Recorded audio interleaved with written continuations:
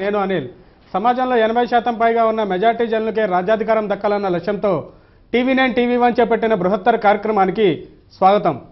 హిందూ మతానికి ఆధారమైన మనుస్మృతిని భారత రాజ్యాంగ నిర్మాత డాక్టర్ బాబాసాహెబ్ అంబేద్కర్ దహనం చేశారు.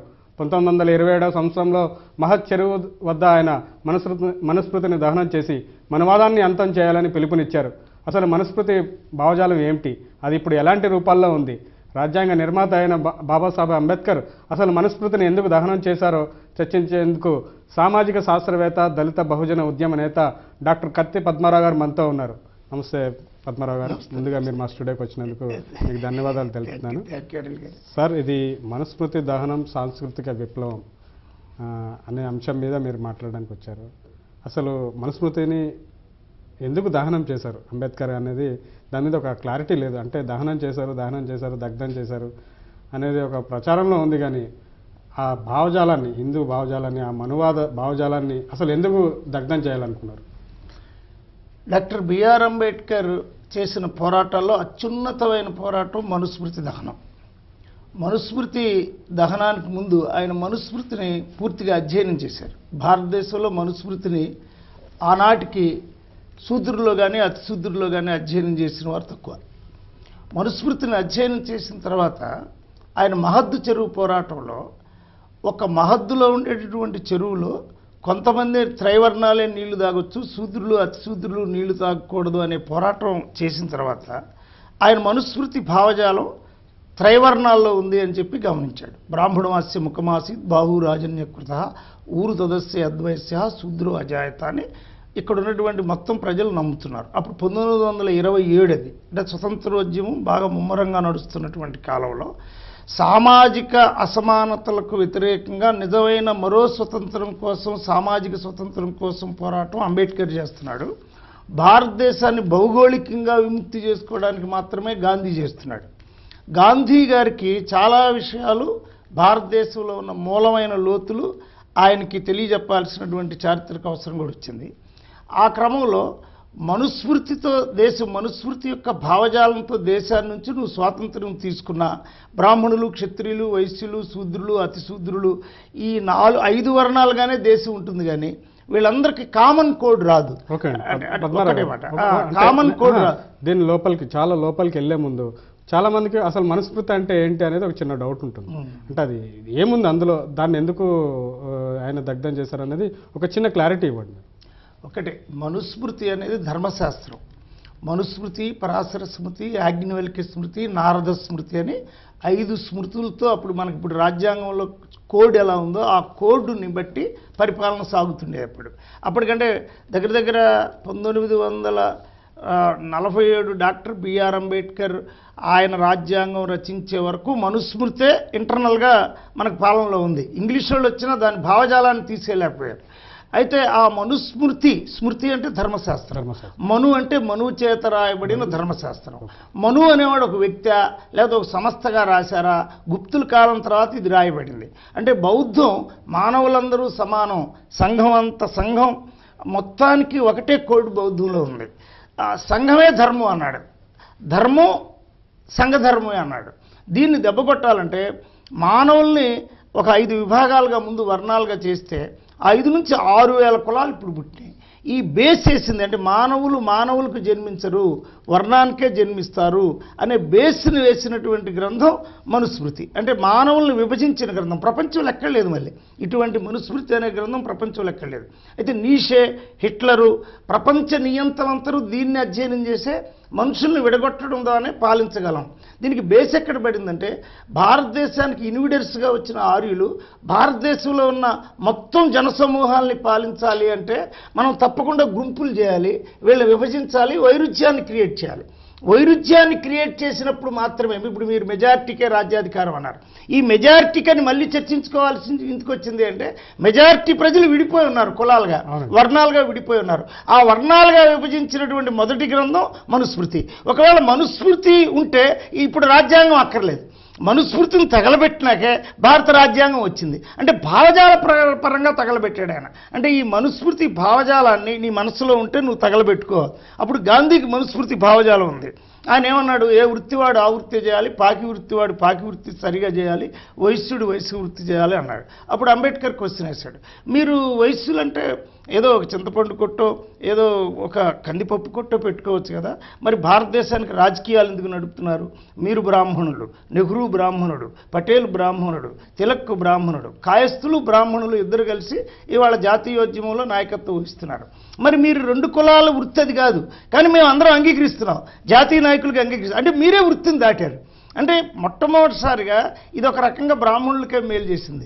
ఎందుకంటే బ్రాహ్మణులు వృత్తిని దాటకూడదని ఎక్కువ నియమాలు ఉంది బ్రాహ్మణులకే. అధ్యాపనం అధ్యయనం యజనం తదా, నువ్వు అధ్యయనం చేస్తూనే బతకాలి, అంటే ఈ అధ్యయనం వేదాధ్యయనం చేస్తూనే బతకాలి. ఓం దాదా బృత్స జహార చక్రాది చక్రిరే అని నువ్వు అగ్ని ద్వారా నువ్వు ఇక్కడ ఉన్నటువంటి దేశంలో ఉండేటువంటి నవధాన్యాలని నెయ్యిని మొదలుగా కలిగినటువంటి వాడిని దేవతలకు చేర్చాలి. నీ పని అది, నీ దూతకార్యం. దూతకార్యాన్ని మించి నువ్వు వెళ్ళకూడదు, వెళితే నువ్వు బ్రాహ్మణుడు కాదు.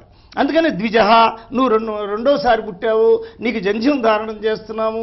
ఈ జంధ్యం అనేటటువంటిది కూడా భారతదేశంలో ఒక పెద్ద చీలికి తీసుకొచ్చింది. నేను జంధ్యం ధరించాను కాబట్టి నేను గొప్పవాడిని, ద్విజుడిని, మళ్ళీ పుట్టానని. ఒక రకంగా ఈ బ్రాహ్మణ ఆధిపత్యాన్ని, బ్రాహ్మణ ఈ కులాధిపత్యాన్ని, లేకపోతే బ్రాహ్మణ వర్ణాధిపత్యాన్ని, బ్రాహ్మణ అక్షరాధిపత్యాన్ని, బ్రాహ్మణ ఆభిజాత్యాన్ని, అంటే కేవలం బ్రాహ్మణులు కాదు, ప్రతి కులవాడు నేను గొప్పవాడు, ఏ కులవాడు నేను గొప్పవాడు అనుకున్నవాడు బ్రాహ్మణుడే. బ్రాహ్మణుడు అంటే కేవలం బ్రాహ్మణుడు కాదు. ఇప్పుడు రాజా రామ్మోహన్ రాయలు, కందుకూరి వీరేశలింగం, ఎక్కువ మంది బ్రాహ్మణుల్లోని సంస్కర్తలు వచ్చారు. వాళ్ళందరూ బ్రాహ్మణులు కాదు. కాయస్థుడిగా వివేకానందుడు వచ్చాడు, ఆయన బోధనలు బ్రాహ్మణులు వినటానికి నిరాకరించాడు. క్షత్రియుడిగా బుద్ధుడు వచ్చాడు, ఆయన బోధనలు బ్రాహ్మణులు వినటానికి నిరాకరించాడు. కానీ ఎక్కువ మంది బ్రాహ్మణులు ఆ తర్వాత బుద్ధునికి శిష్యులయ్యారు. అలాగే అంబేద్కర్ ఇవాళ రాజ్యాంగం రచించాడు. హైకోర్టుకి వెళ్ళేవాళ్ళు, లేకపోతే భారత రాజ్యాంగాన్ని పార్లమెంట్లో ఉన్న వాళ్ళంతా ఆ పుస్తకం పట్టుకొని వెళ్తున్నారు. అందులో బ్రాహ్మణులందరూ అంబేద్కర్ యొక్క భావజాలాన్ని, ఆయన అక్షరాలను నేర్చుకొని వాళ్ళ ఆయన శిష్యులుగా ఉన్నారు. కాబట్టి కులం అనేది, వర్ణం అనేది ఒక నిర్దిష్టమైన కార్యక్రమం చేయటానికి క్షాత్ర యస్య క్షాత్ర అంటే ఎవడు క్షాత్రుడో, ఎవడు కత్తిపట్టి యుద్ధం చేయగలిగిన వాడు క్షాత్రుడు. ఇవాళ కత్తిపట్టి యుద్ధం చేస్తే నీకు శిక్షేస్తారు. అంటే ఎవడన్నా కత్తిపట్టి నేను క్షత్రియుడిని ఇలా అంటే 302లో 307లో నేను జైలు వేస్తారు. నేనే గొప్పవాడిని, ఈ మాలవాళ్ళు మాదిగ వాళ్ళు గొప్పవాళ్ళు కాదని అంటే నేను తీసుకెళ్ళి 1989 యాక్ట్ కింద SC ST prevention of atrocity act కింద నేను లోనేస్తారు. అంటే వాళ్ళ మనుస్మృతిలో ఏది ఆచరించినా నువ్వు శిక్షకు గురవుతావు. అంటే ఆ పరిణామానికి మూలమైన సాంస్కృతిక విప్లవానికి బేసేసాడు ఎక్కడ? మహద్దు చెరువు పోరాటంలో. మహద్దు చెరువు పోరాటం ఏంటి? అందరూ నీళ్లు తాగొచ్చు. అప్పటికి 1,00,000 చెరువులు ఉన్నాయి. 1,00,000 చెరువుల్లోనూ దళితులు నీళ్లు తాగడానికి రానివ్వట్లేదు. అంటే దళితులు, అందుకని ఆయన అన్నాడు, కాకులతోనూ కుక్కలతోనూ దళితులు సమానము, సోనాంచ పతితానాం చ స్వపచాం పాపరోగినాం. ఎవరు చండాలుడైతే ఉన్నాడో వాడి కుక్కతోనూ కాకితోనూ సమానుడు. కుక్క నీళ్లు ముట్టుకుంటే, చెరువులో నీళ్లు ముట్టుకుంటే ఎంత పాపమో, దళితుడు నీళ్లు ముట్టుకుంటే ఇంకంతకంటే పాపము, వాడు పట్టుకున్న నీళ్లు నువ్వు ముట్టుకోవద్దు అని చెప్పి వాడు చెప్పాడు. మరి వాళ్ళు అది నమ్మి ఈ దళితులందరూ వెళ్ళి చేయబెట్టడంతో ఆ కుక్క నాకినప్పుడు, నీళ్ళను నాకినప్పుడు ఏ ప్రాయశ్చిత్తాలు అయితే ఉంటాయో, అంటే ఈ ఆవు పేడ అంతా తీసుకెళ్ళి అందులో కలిపారు. మరి ఆవు పేడ ఎలా తీసుకెళ్ళి కలుపుతారా? ఆవు పేడలో కూడా కల్మషాలు ఉన్నాయి, పురుగులు ఉన్నాయి కదా అని అంబేద్కర్ క్వశ్చన్ చేసే వరకు భారతదేశంలో చెరువులోకి, అన్ని చెరువుల్లోకి నీళ్లు తాగే హక్కు రాలంటే 1800 దగ్గర 48లో మహాత్మా ఫూలే పోరాటం ప్రారంభించాడు. క్రీస్తుపూర్వం 6వ శతాబ్దిలో బుద్ధుడు పోరాటం ప్రారంభించాడు. క్రీస్తుపూర్వం 6వ శతాబ్దిలోనే ఆ తర్వాత జైనులు పోరాటం ప్రారంభించారు. క్రీస్తుపూర్వం 7-8 శతాబ్దాల్లో చార్వాకులు నాస్తి మృత్యు అగోచర, మృత్యు తర్వాత ఏమి లేదని మంటేసి బ్రాహ్మణులు ఎవడైనా వెళ్ళి ఒక మంట పెద్దగా వేసి ఇందులోకి వెళ్ళి బయటకు వచ్చేవాడు ఉంటే ఛాలెంజ్ చేస్తాం, వాడు పరలోకానికి వెళ్తాడు. స్వర్గం నదాపి, స్వర్గం లేదు, స్వర్గం ఊహ, రంభా ఊర్వశి మేనకా తిలోత్తమలే నిజంగా ఉంటే వీర స్వర్గం పొందినోడల్లా రంభ దగ్గరికి వెళ్తే ఇప్పుడు వీర స్వర్గం పొందిన వాళ్ళు ఇప్పటికే 1,00,000 అయ్యారు. ఈ 1,00,000 మందిలో రంభనెవరు, ఊర్వశినెవరు, తిలోత్తమనెవరు? మరి క్యూ అయిందా అంటే ఇంకా చంద్రగుప్తుడే వెళ్ళలేదు, క్యూ పెద్దదిగా ఉంది. మరి వీర స్వర్గం పొందిన వాళ్ళందరూ మళ్ళీ ఆ క్యూలో ఎలా వెళ్తారు అని అప్పటికే చర్చ జరుగుతుంది. అంటే ఇవన్నీ అభూత కల్పనలు. రంభ, ఊర్వశి, మేనక, తిలోత్తమ అనే స్త్రీలను అవమానించటమే. ఇక్కడ చచ్చిపోయినోడల్లా అక్కడ వెళ్తారని చెప్పలో ప్రతివాడు యుద్ధం చేయడం, నేను రంభ దగ్గరికి వెళ్తున్నానని యుద్ధం చేస్తుండేవాడు. పాపం వాడికి యుద్ధం యుద్ధం రాకుండా కూడా కేకేస్తే డప్పు కొడితే యుద్ధం చేస్తుండేవాడు. రంభ కోసం మరి వెళ్ళినట్టు. రంభ కోసం వెళ్ళాడు. ఆ రంభ క్యూ చాలా పెద్ద అయిపోయింది. నలుగురే ఉంది, నలుగురే అక్కడ ఉన్నటువంటి, అంటే ఇంద్రుడు ఏంటి వేశ్యాగృహాన్ని ఏమన్నా పాలిస్తున్నాడా? రంభావరవస్ అంటే ఇంద్రుడు వేశ్యాగృహానికి అధిపత అని క్వశ్చన్ చేశాడు రావణుడే క్వశ్చన్ చేశాడు. ఎవడా ఇంద్రుడు ఇక్కడ, ఎవడు ఏంటి నువ్వు వేశ్యాగృహం ఏమన్నా పెట్టావా? తీసే నేను వ్యభిచార గృహాలను నిర్మూలించడానికి వచ్చాను రావణుడు అన్నాడు ఆయనతోటి, ఇంద్రుడితోటి. ఇది వీడిని ముందు అరెస్ట్ చేయండి రా, ఈయన తీసి కట్టేసి లోనేయండి రా అన్నాడు. ఫస్ట్ ఈ వ్యభిచారాన్ని వ్యతిరేకించినటువంటి వాడు రావణుడే. అందుకే సీతను తీసుకెళ్ళినప్పుడు చెప్పాడు, అమ్మా మేము నువ్వు ప్రేమించకపోతే ముట్టుకోవడానికి మాకు హక్కు లేదు, నువ్వు ప్రేమిస్తే చెప్పు, నేను అప్పుడే నిన్ను ముట్టుకుంటా, మా రూల్స్ లంకలో రూల్స్ అని. అంటే అప్పటికే దళిత రాజ్యాలు ఉన్నాయి. దళిత రాజ్యాల్లో ఉన్నటువంటిది ఏంటి, మానవులందరూ సమానం. మనుస్మృతి వచ్చిన తర్వాత వేశ్య అనే ఒక వృత్తిని క్రియేట్ చేశాడు. చండాలుడు అనే వాళ్ళని కాకులతో కుక్కలతో సమానంగా చేశాడు. అందుకనే జాషువా గారు అన్నాడు, ఈ చండాలుడు అనేవాడు అసలు ఎలా పుట్టాడు? బ్రహ్మకు పుట్టినారు నలుగురు కుమారులంట విన్నాము కానీ పసరమున కన్నా హీనుడు అభాగ్యుడు 5వ కులస్థుడు ఎవరమ్మా? సవిత్రి. అమ్మా సవిత్రి, సరస్వతీదేవి, నువ్వు బ్రహ్మకు భార్య కదా, పిల్లలు ఎలా పుడతారో, ఆయనకు పిల్లలు ఎలా పుడతారో నీకు తెలిసి ఉండాలి. సరే నీకు పుట్టాలి, ఆయనకు పుట్టారు అన్నారు. అంటే అప్పుడు ఆయన ప్రశ్నించాడు, ఓహో అదే సంగతి, బ్రహ్మకేమో నలుగురు పుట్టారా, నీకు మేము పుట్టామా? అంటే మేము అక్షరాలకు పుట్టినవాళ్ళం, అందుకని మా దళితులు బాగా మాట్లాడతారు, కవులు పండితులు ఎక్కువ. అంటే ఆయన చమత్కరించాడు. మీతో మాట్లాడడానికి శామ్యూల్స్ రాజమండ్రి నుంచి లైన్లో ఉన్నారండి. శామ్యూల్స్ గారు హలో, నమస్తే అండి. నమస్తే అండి సార్. జై భీమ్ సార్. జై భీమ్. జై భీమ్ అన్న. కత్తి పద్మరావు అన్న, నమస్తే అన్న. నమస్తే. జై భీమ్ అన్న, నీకు విద్యమ అభినందనలు తెలియజేస్తున్నానన్నా. Thank you.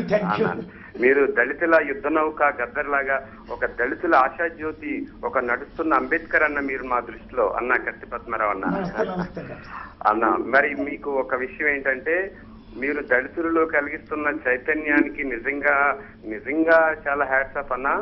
ఇప్పుడు మీరు చెప్తున్న అంశాలన్నీ కూడా దళితులకి చాలా చేరవలసిన అవసరం ఉంది. దళితులలో ఈ చైతన్యం ఇంకా, అంటే ఆడ అస్తిత్వాన్ని కూడా నింపుకోలేని స్థితిలో, మతపరంగా వాడి సామాజిక పరంగా అస్తిత్వాన్ని కోల్పోతున్న స్థితిలో మీరు ఒక చుక్కానిలాగా మాకు కనిపిస్తున్నారు. అంటే దళితుడి పరిస్థితి ఇప్పుడు ఎలా ఉందంటే, వాడు ఆచరిస్తున్న మతాన్ని కానీ, వాడు పూజిస్తున్న దేవుడి పేరు కానీ బయటికి చెప్పుకోలేనంత దారుణమైన పరిస్థితిలో ఉన్నారు. కాబట్టి మీరు అస్తిత్వాన్ని నిలపడానికి చేస్తున్న ప్రయత్నాన్ని నేను చాలా మెచ్చుకుంటానన్నా. ఒక విషయం ఏంటంటే, మీరు చేస్తున్న పోరాటం మెజారిటీకే రాజ్యాధికారం అనే కాన్సెప్ట్ మీదే ఉంది. అట్ ది సేమ్ టైం మన TV1 ప్రోగ్రామ్ కూడా మేము దగ్గర సంవత్సరం నుంచి చూస్తా ఉన్నాం. ఈ ప్రోగ్రామ్ కూడా దళితులకి, దట్ మీన్స్ మెజారిటీకి, SSTBC మైనారిటీ వర్గాలకు సంబంధించిన మెజారిటీకే రాజ్యాధికారం అనే ప్రోగ్రామ్ కూడా TV1 చేస్తుంది. కాబట్టి ఈ TV1 మీరు సంయుక్తంగా దళితులకు, దట్ మీన్స్ మెజారిటీకే రాజ్యాధికారం సాధించడానికి ఏం చేస్తే బాగుంటుంది, మీ అభిప్రాయం కొంచెం చెప్పండి. ఈ ప్రోగ్రాం ఇంకా జనాలకి చేరుకోవడానికి, ఇంకా దళిత బహుజనుల్లో ఇంకా వేగంగా చొచ్చుకెళ్ళడానికి ఇంకా ఏం చేస్తే బాగుంటుందో, మరి ఈ ఈ మనుస్మృతి దహన కార్యక్రమం సందర్భంగా మీరు తెలియజేస్తారని కోరుకుంటున్నాను. ఓకే, థ్యాంక్ యూ శామ్యూల్స్ గారు. మంచి ప్రశ్న అడిగారు మీరు. వెళ్దాం, దానిలో కూడా వెళ్దాం. ఇప్పుడు ఈ మనుస్మృతి మీద మొట్టమొదటిసారిగా ఒరిజినల్ బుక్ని చూసి దళితుల చరిత్ర అని ఒక గ్రంథాన్ని రాయటం జరిగిందండి. డాక్టర్ బిఆర్ అంబేద్కర్ కొనసాగింపుగా అన్ని శ్లోకాలకి ఇందులో వ్యాఖ్యానం రాశాం. అయితే డాక్టర్ బిఆర్ అంబేద్కర్ రాసినంత మనుస్మృతి మీద భారతదేశంలో ఎవరు రాయలేదు. ఏమని రాశాడు అంటే, ఒక పశువు అంటే ఒక కాకితో పోల్చి, లేదా కుక్కతో స్వపస్య అంటే కుక్క మాంసం తినేవాడి కంటే కూడా దౌర్భాగ్యుడు వాడి మాటింటే అని, మూతికి ముంత మొలక తాటియా కట్టుకొని వీధుల్లో కూడా తిరగడానికి వీలు లేకుండా చేసినటువంటి ఈ దౌర్భాగ్యం నుంచి మెయిన్ స్ట్రీమ్ సమాజంలోకి రావడానికి మనుస్మృతి భావజాలం అడ్డుగా ఉంది. కాబట్టి నేను తగలబెడుతున్నాను, ఒక శవాన్ని తగలబెడుతున్నాను. ఎందుకు తగలబెడుతున్నాను? అందులో జీవపరమైన అంశాలు ఏమి లేవు.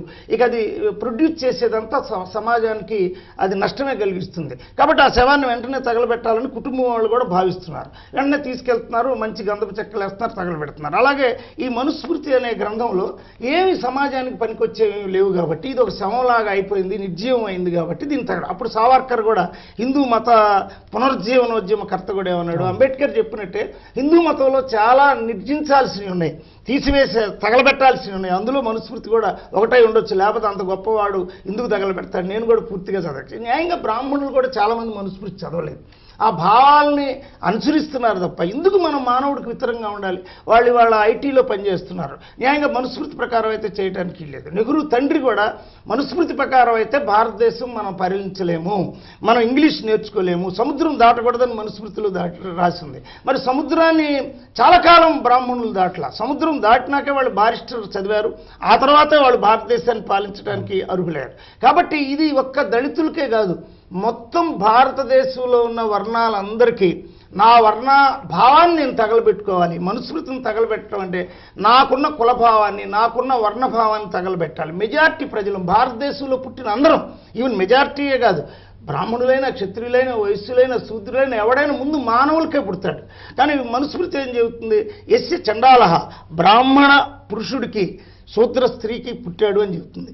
అంటే వర్ణ సంకరాన్ని నుంచి ఇంకో కులం పుడుతుందని చెబుతుంది. వర్ణ సంకరం అంటే బ్రాహ్మణుడు ఒక వర్ణం, శూద్రుడు ఒక వర్ణం, ఈ ఇద్దరికి కలిపి పుట్టినవాడే చండాలుడు అని పేరు పెట్టాడు. అందుకని మేము దళితుడా, భరతభూమి బిడ్డడా, ఆదిభారతీయుడా, సింధు నది తీరాల్లో నగరాలు నిర్మించిన మొదటి నాగరికుడా, దళితుడా, మొదటి భారతీయుడా అన్నా. అంటే భారతదేశంలో ఉన్నటువంటి మొదటి భారతీయుడినే నువ్వు వాడిని చండాలుడని, అవాచ్యుడని, అప్రాచ్యుడని, స్వపచ్యుడని పేర్లు పెట్టారు. అంటే ఏమిటి చండాలుడు అంటే ఒక బ్రాహ్మణ పురుషుడికి శూద్ర స్త్రీకి పుట్టినటువంటి వాడు. ఎలా చండాలంటే వర్ణ సంకరంలో పుట్టినవాడు వర్ణాన్ని పేర్లు పెట్టబడ్డాయి, కానీ మానవులకే పుట్టాడు. మానవులకు పుట్టినవాడు మనిషి అవుతాడు కదా. స్వపచుడు కుక్క మాంసం తినేవాడు, కుక్క మాంసం అనేది విషయుక్తమైంది.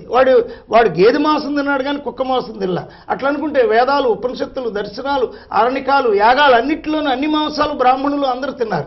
బౌద్ధం వచ్చిన తర్వాతే మాంసం మానేశారు. మాంసము, చేప ఒక ఆహార పదార్థంగానే దాన్ని చూశారు తప్ప వీళ్ళు కుక్కని కాలభైరవుడు అని పూజిస్తారు, ఓం నమస్కారం అని చేస్తారు, కుక్కను చెయ్యని కొడతారు, కాలుతో కొడతారు. అదే పద్ధతిని ఈ దేశంలో పుట్టిన వాడికి అనుసరించారు.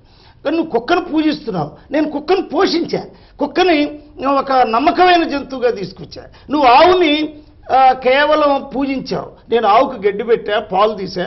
ఇవాళ చిత్తూరు జిల్లా డైరీలో కానీ, గుంటూరు డైరీలో కానీ అన్ని డైరీల్లోనూ పాలు ఎక్కువ పిండుతుంది ఎవరు, దళితులు. అంటే దానికి గడ్డేయటం ఎలాగా, కుడితి పెట్టడం ఎలాగా, దానికి పాలు తీసుకురా అంటే పశువుని పోషించిన వాడిని, పశువుని అసలు పోషించడానికి తగింది అని మానవ శాస్త్రంలో చెప్పిన వాడిని నువ్వు నిషేధించి, నువ్వు వ్యతిరేకించి, వాడిని అవమానించి ఆ పశువు పాలు తాగుతున్నావు.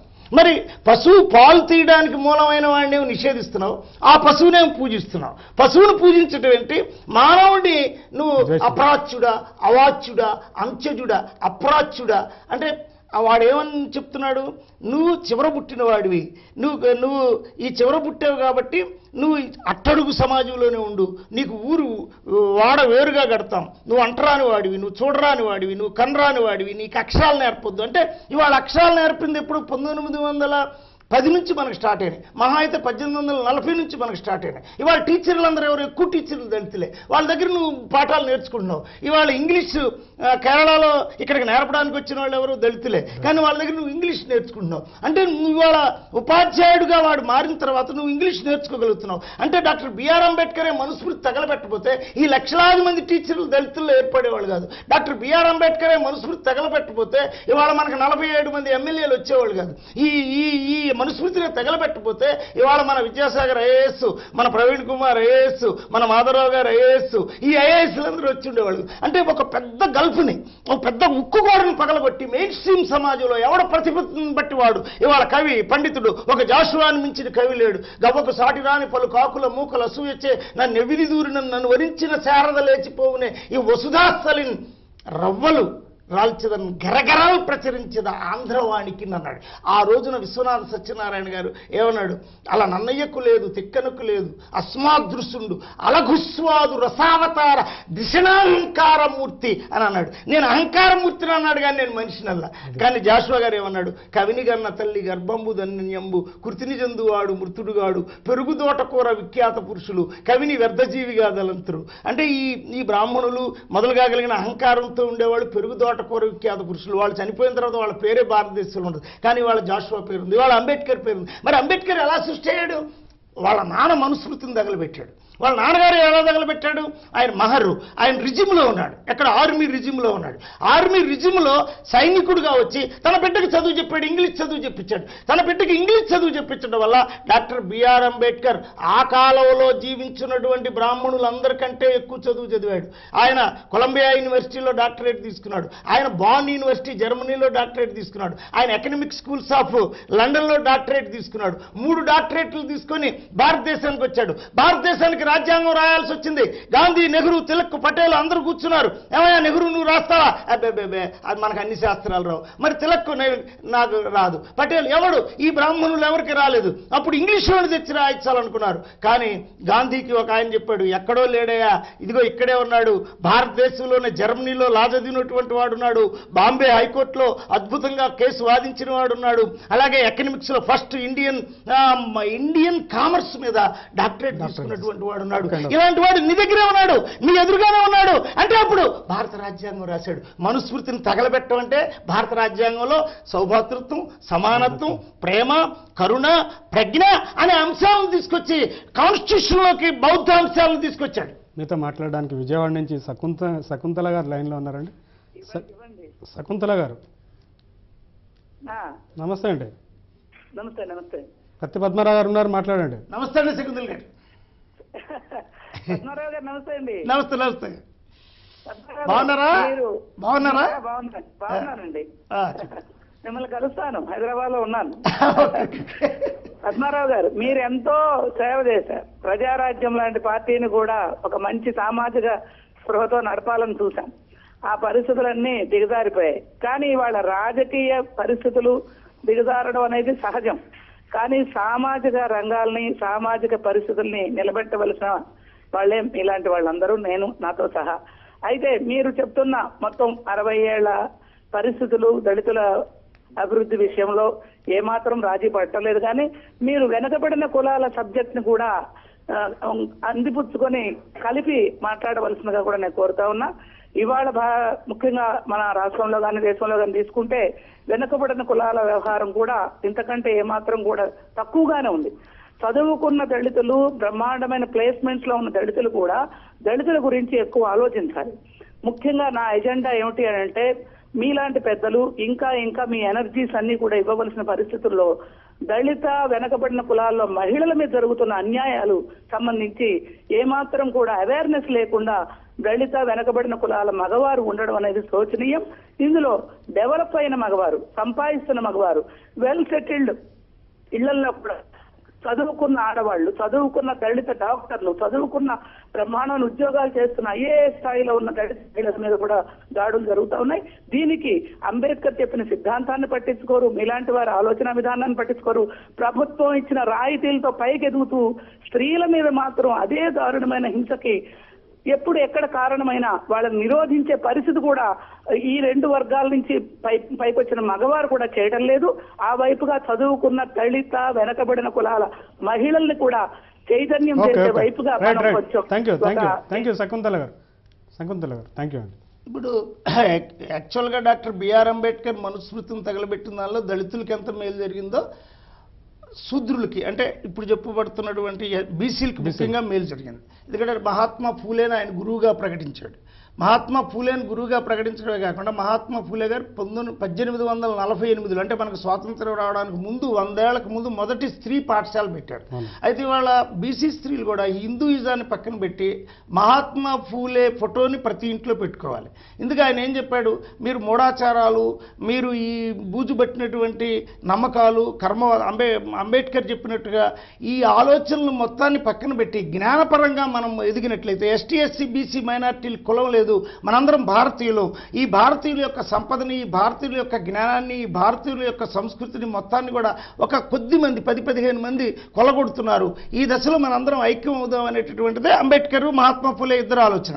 ఇప్పుడు మేము ఈ మహాత్మా ఫులే మీద నేను గ్రంథం రాయడానికి కూడా కారణం ఏంటంటే, ఇప్పుడు శకుంతల గారు లాంటి వాళ్ళు చెప్పినట్టుగా బీసీలు నిజమైన వృత్తికారులు.